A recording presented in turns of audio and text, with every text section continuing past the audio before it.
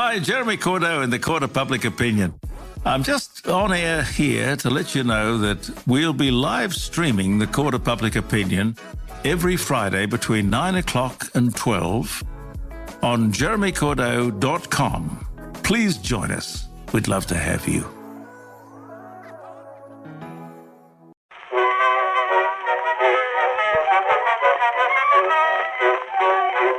Why don't you write when you don't need money, honey? That would certainly make a hit. And welcome to Word Docs. I am your fearless host, Alex Vickery Howe. I say fearless because we're in the ring today as two competitors go head-to-head with blood on their knuckles. In the blue corner, we have Amy T. Matthews. Welcome. Hey. Woo! And in the red corner, we have Sean Llewellyn Williams. All the claps. Hello, Alex. I was hoping for booze. You want to be the bad guy? He's the bad guy. He's like the Undertaker. That's about all I know about WWE. That's all I know. There's a guy called the Undertaker. Yeah, right. I haven't watched it since the 80s, so Hulk Hogan is it for me. As far as I can go. We're going right back. Yeah, boo. I have been watching Glow though, so I'm in kind of the in the wrestling mood. Yeah. So the Battle Royale is over a film that I barely remember, so I'm going to be in between saying vague things, just piecing together various Julia Roberts films into one kind of mismatch blancmange in my head. But the film under contentious debate here today is Notting Hill. And Alex doesn't even know where we're going now. I don't even really know where we're going. What is the fight? What side? How come you guys argue about this? Who's on what side? Is there a side? Is there a side? All I'm going to say is that Amy's been itching to talk about this. So we'll start with the blue corner. Only because we started getting into it at the pub and I was like, save this for the podcast. This is good stuff. All our conversations stop. They're abruptly truncated now because one of us is going, oh, this would be great podcast material. Let's save it. And then we forget. But the worst bit is when we don't stop and we have the whole conversation, then we think it was a podcast episode, but it was just us. Where's that episode? That wasn't an episode. That's our lives. I love the idea that we're having a conversation in the pub and we get to something interesting and decide not to speak to each other for the next hour. Just complete silence. Hush, stop talking now. Save it. We need someone to follow us around with a microphone to record our witty, insightful repartees in the pub. That would never possibly go wrong. Okay, so Notting Hill, from my memory, is vaguely about Julia Roberts playing a celebrity who's a lot like Julia Roberts, but she's not called Julia Roberts. Yeah. And is it Hugh Grant? He's basically playing Richard Curtis, who wrote it, right? All course. Richard Curtis's heroes, Hugh Grant, are always Richard Curtis. He's basically the avatar for So the context Richard Curtis. of this is that I have a topic where we teach a bit of romance, and this year Sean taught that topic. I did. And often in my lectures on romance and character, I go off on a rant about Notting Hill. and Sean said, what is there to rant about? I love that film. And I think you've since qualified it by going, you don't love it that much, but you like it. So why don't you start by telling people why you like it, and then I'll eviscerate the thing. That sounds great. So I have to qualify my opinion of Notting Hill by saying, although I have seen it 3 times, it was a very long time ago. And like Alex, I have forgotten critical plot points that will be very important to Amy's opinion and forthcoming debate. And will make me look foolish because I've forgotten them. But I remember at the time, when did it come out? 20 years ago? Ages ago. Ages ago. Back in the dark I'm probably ages. about the same age as Hugh Grant. And who hasn't had the fantasy of meeting a hot celebrity and having them fall in love with you? I mean, in my version of that movie, it'd be me and Kylie Minogue. I've got a thing for Kylie Minogue as well. Of course, she's so nice. She's so nice. And pretty and famous. Right. Amy's not really It's got approving. nothing to do with the short shorts at all, I'm sure. No, nothing to do with those short shorts. Absolutely not. Or that dress in that song. Or the white outfit. Yeah, the that's the hanging one. white outfit. Anyway, we'll just cut the next half an hour of pleasant reminiscence about Kylie Minogue. So it appealed to me from a sort of a fantasy point of view. But one of the things that I intensely disliked about the film was the revolting best friend. Reese Ifan, is that the name of the actor? Am I mispronouncing yes, he's that? a perfectly good actor, but that kind of character is in a lot of Richard Curtis films, and I just loathe them. They're sort of despicably... Working class. Yeah, it's so classist that I hate them, and I really loathe every moment that he's on the screen. So if you took him out of it, I'd probably love the film a lot more. And I also had troubles with the ending too. That final shortcut shot, them on the park bench, she's she's on the park bench. Barefoot, isn't she? Isn't she actually barefoot and probably. pregnant? Alex just spat his coffee out for those of you who can't see him on Skype. Spit take.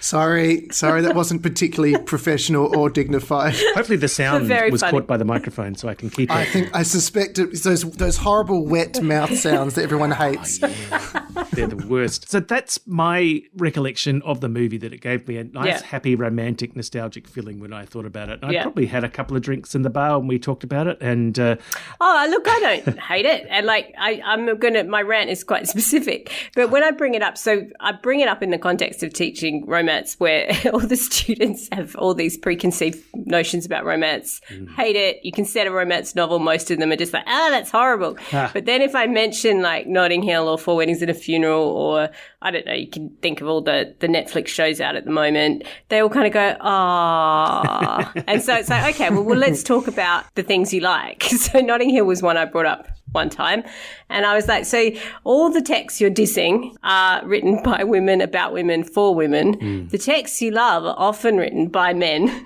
and they're like a romance from a male perspective. So everything Sean said, I totally get why you all love it, but that's why I hate it, because it is a teenage boy's fantasy of what love is going to be. I get the hot famous chick, and look, now I'm getting out of a limo with her, and everyone's like, oh, look, I'm with Julia Roberts. She is the most boring, facile, narcissistic, self-interested, wet character. Like, why the hell does he want to be with her? I don't get it. It's only sex. It is only her fame and her body and her looks, because she's so uninteresting. Aren't books involved somewhere? Isn't there? Didn't she look at a book once? Travel bookstore. Yeah, she came into his travel bookstore. Didn't she and look at a book once?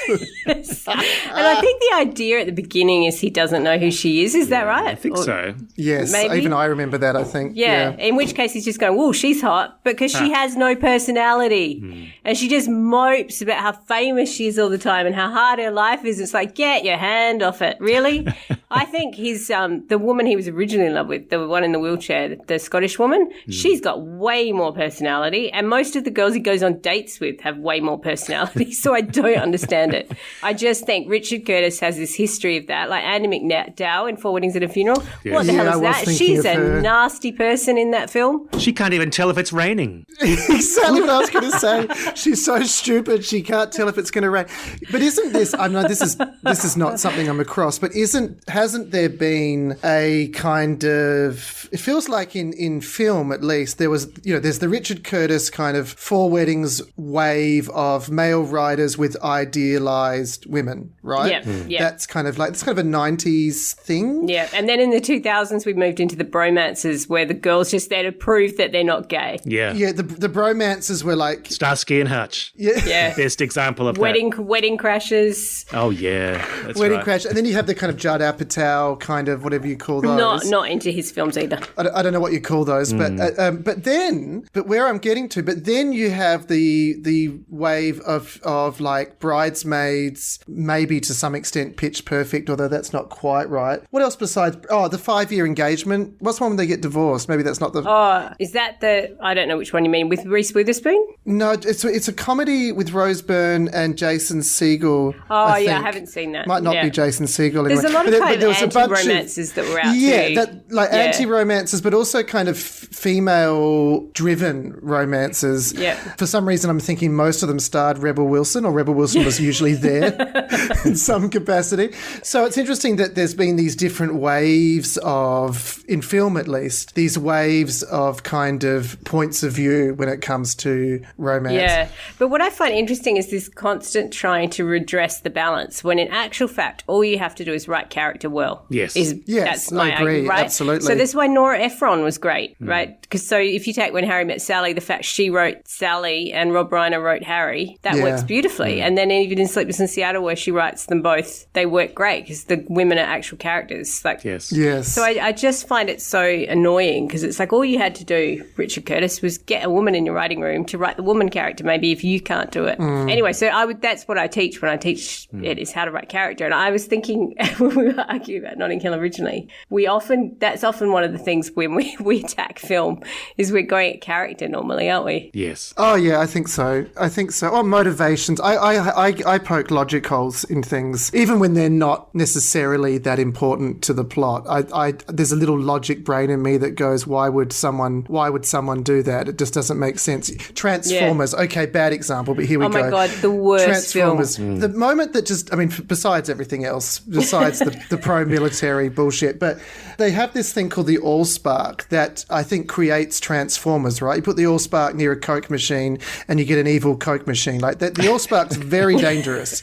And at one point, the military go, oh, let's take it to the city. And I thought, if I had a machine that creates killer robots from other machines, I think I'm going out to the sticks. I'm going rural. I'm going to the farms. The last place I am taking that is a highly populated area. And like little things like that will just make me go, what were you thinking? My favourite bit of what were you thinking with that film is at the very last scene with, is it Shia LaBeouf and Megan Fox making out and like getting into sex on Bumblebee's hood. It's like, you are on your friend.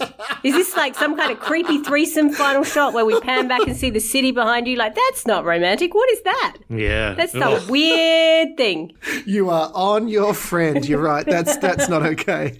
That's not okay.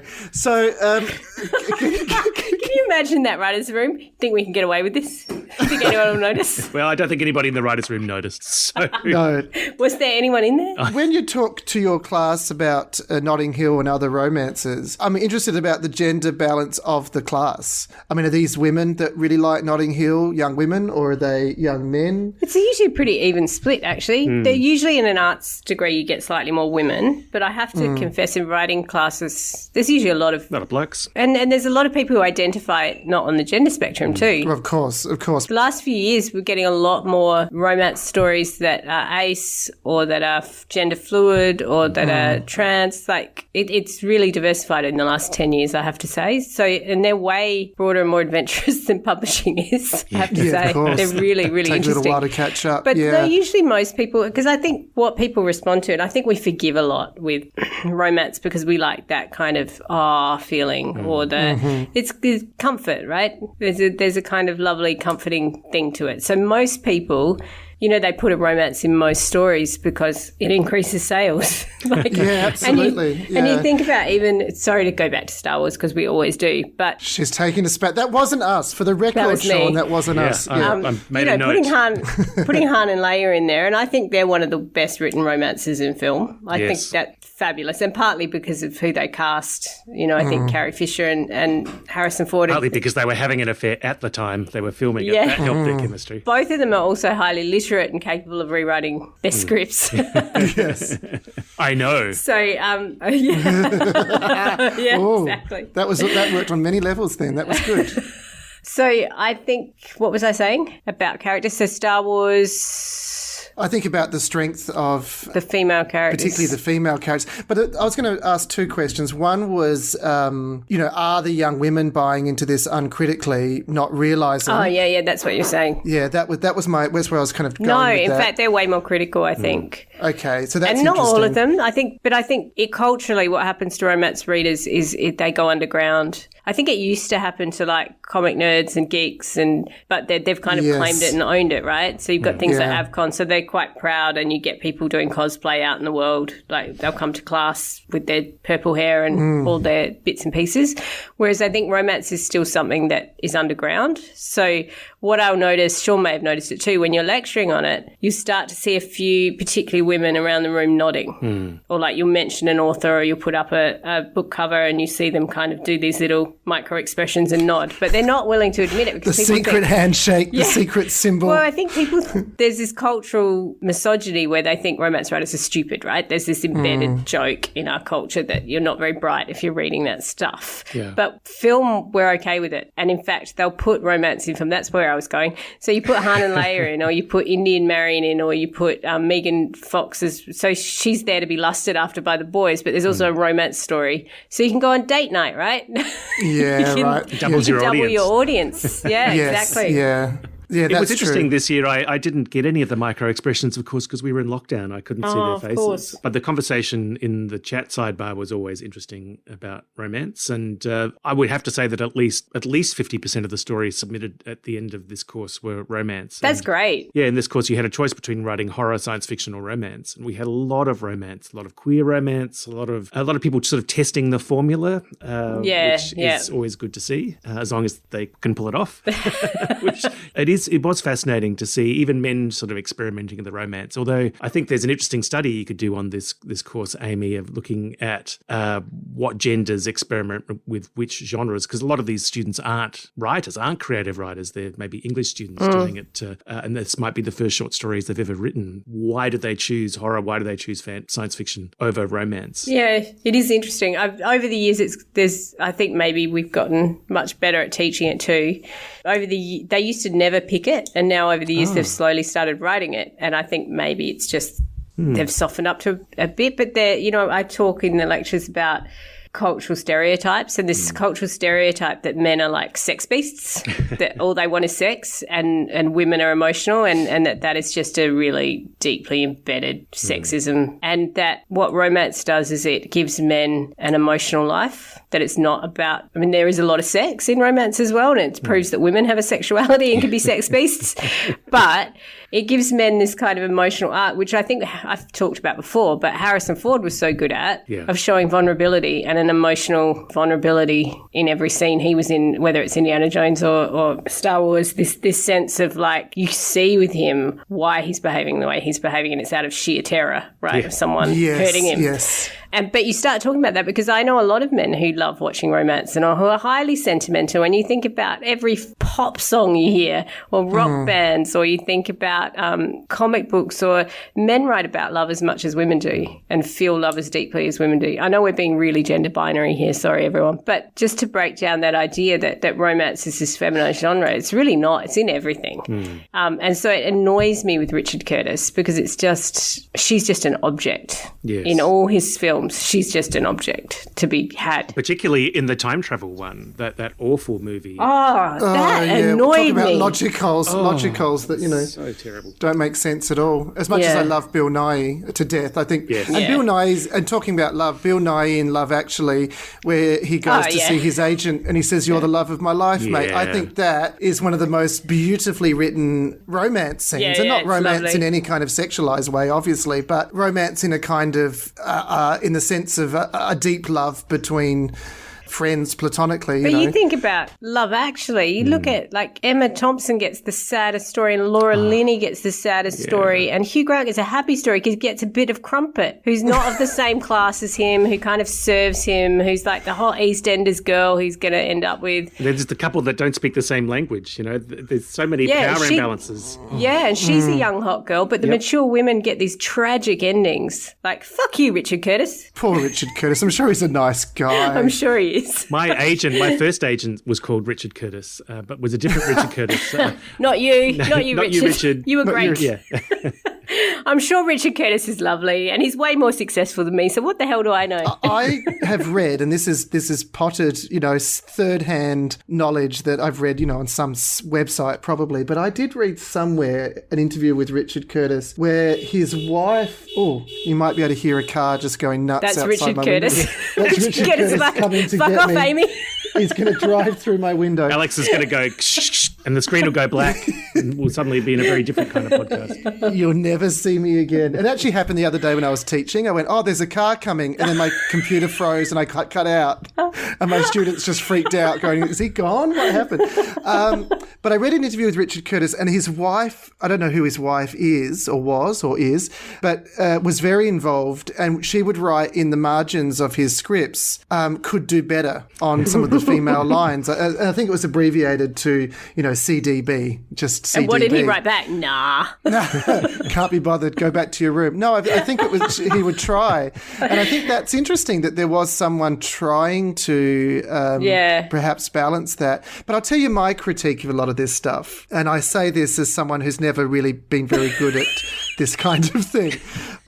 My critique is that it's always the standard kind of Hollywood or Richard Curtis UK romance ends with them actually getting together. It ends with like a first kiss, or maybe not a first kiss, but a big significant kiss. I'm thinking again of Hugh Grant and Andie MacDowell in the rain. Yes. I know they'd slept together and stuff before, but it's the big kind of thing.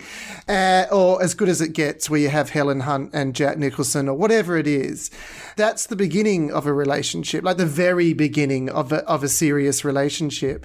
And I'm always interested in stories that start after that point or go beyond that point, because I think the thing that we're putting out there into the community is a sense of, well, you get to the first kiss and it's happily ever after. And I've never been in a relationship that vaguely resembles that, and I don't know if many people have. That's interesting, because one of the big tropes in romance, of course, is the arranged marriage stories where they start the book married. Ah, okay. So particularly historical romance, that's a major plot line, is that they're married, now what are you going to do? And it's all about building a marriage. Right. Yes. See, I've written a couple of things. I've never written a romance, but I've written a couple of other stories, including Once Upon a Midnight, the horror musical, where they're usually exes that find each other again after a long period of time. That seems to be the trope that I've fallen into. In the case of Once Upon a Midnight, it's a vampire and an evil possessed doll who used to have a thing before before they were a vampire and an evil possessed doll. So that is another trope. The reunited lovers is a big reunited trope. Exes, and I always find that really interesting, because immediately there's baggage from the first scene. Yeah. And everyone else in the scene kind of goes, ooh, there's a whole thing we don't know here. And I always find that, for me as a writer, I always think that's an interesting way to go, because we're unpacking the Richard Curtis story rather than telling the Richard Curtis story, if that makes sense. Well, the Richard Curtis uses that, of course, in Four Weddings and a Funeral, when Hugh Grant is sat at the table with all his exes, one of whom almost ends up marrying later in the film. So that's true. Even Richard Curtis is aware of that trope. But of course, she's played as being evil and shrew-like. Yeah, but I think this is, we are talking about old films. I think this is why diversifying writers' rooms and diversifying script development and diversifying editing and publishing, all of that's so important, right? Because we as white people don't always see racism and need someone to go, hey, don't do that. Absolutely. Or I was quite shocked. I had a student who pointed out to me, I forget the exact wording of it, the exact term that he had, that queer characters are often murdered. And I went, really? Oh, yeah. And I sat there and I went, oh. Yeah. I just went through all these things and went, they are, or they're not necessarily murdered, but they die. They are. So lesbian love stories were often great tragedies. Yes. Yes. And I hadn't ever clocked that, and it took someone from within that community to say, this is where we always die. One of the big ones I think we still haven't, we're grappling with sexuality, gender identity, but one that still hasn't quite mainstreamed is ableism, I think. We're still incredibly ableist. Yes. I can't think of too many representations. Like neurodiversity's become really big in romance. We taught the quick kiss quotient and that idea of characters on the autistic spectrum. There's a lot of stuff about that now, but there's not so much of people with various, disabilities or who are differently abled. There aren't that many characters. I'm trying to remember if Sex Education, the new TV series on Netflix with Gillian Anderson, etc. Oh, yeah. I haven't seen it yet, but Johnny said it was great. Yeah. It's great for sort of gender and sexual fluidity. And I'm wondering if there's an ableist representation in there as well. It's interesting. And that's the kind of it's a show that is about sex rather than romance. It's very hard to do a show with teenagers about sex that doesn't also have romance. They've got the star-crossed lovers and all that kind of stuff happening in there as well. But they do capture the idea that people's sexual attractions are very fluid and very complicated and very changeable. There are people who are straight, there are people who are asex, there are people who are moving backwards and forwards. And that's why Schitt's Creek was so good too, because Schitt's Creek kind of mainstreamed it into this lovely, fluffy sitcom that was really funny, but also just, it's there. And they swore they would never do an episode that was kind of like grappling with homophobia. They never wanted to do an episode like that, and they never did, and it was so refreshing and so wonderful. Yeah, it was lovely. Yeah. I was going to say, that's a really good point, actually, just kind of taking the tragedy out of these things and mainstreaming them. I was going to say, as a cisgendered, straight, white male writer, there is an interesting challenge in wanting to explore these things but not wanting to come across as exploitative. And I was reading a forum a couple of weeks ago. I won't mention the writer, but a writer had tried to write a lesbian lesbian love story, a straight, well, presumably straight white male, and had done it reasonably well, I think. I mean, I say that subjectively, but had tried to do that with integrity and depth and layer and nuance and so on. But a lot of people just went, this is kind of his literature porn. You know, that's a weird thing to say and a difficult thing to say. And I thought it was really interesting because I thought, I don't think that's what he set out to write. I genuinely don't believe that was his intention. But nevertheless, by even going there, I think he invited that criticism on Goodreads. And that's an interesting dilemma because I would love to explore some of these things, but in doing so, I would be sort of, I think it would make the writing process a lot harder because I'd be censoring myself a little bit or second guessing myself. Because I've been writing like colonial era historical fiction and grappling with a lot of this. I was on a panel last year at Romance Writers of Australia. I moderated a panel and MJ Ellis was on the panel and she said something that just, I was like, all right, yes, this is the thing that solves this problem. Is we were talking about representation and whitewashing and all this stuff. And she just said, listen, white people, it is not up to you to fix this.